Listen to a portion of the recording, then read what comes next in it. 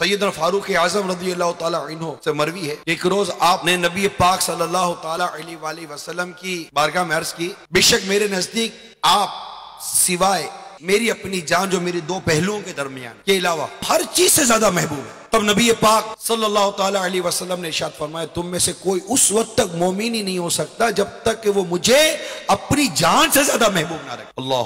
अब ये बात किसने सुनी? फारूक आज़म ने सुनी रज़ियल्लाहु ताला अन्हु। उसी वक्त फारूक आज़म रज़ियल्लाहु ताला अन्हु अर्ज करते हैं, कसम उस ज़ात की जिसने आप पर कुरान नाजिल किया, यकीनन आप मेरी इस जान से ज्यादा आप मुझे महबूब हैं।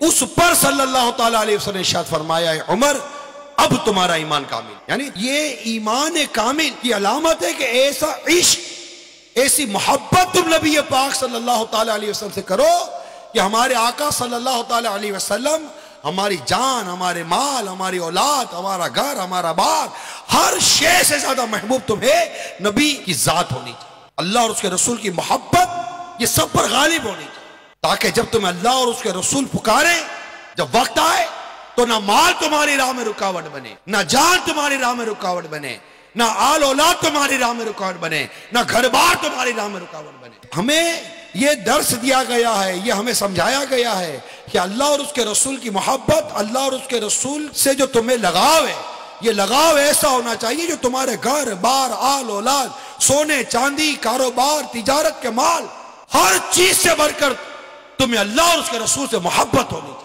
क्योंकि ये जब जरूरत पड़ेगी तो ये सारी चीजें तुम्हारे पांव की बेड़ियां बनेगी, और जब तुम्हें अल्लाह और उसके रसूल से मोहब्बत इन सब से बढ़कर होगी, तो जब इनकी मोहब्बत तुम्हें पुकारेगी तो लब्बैक कहते हुए सबको छोड़ोगे और आगे बढ़ जाओगे।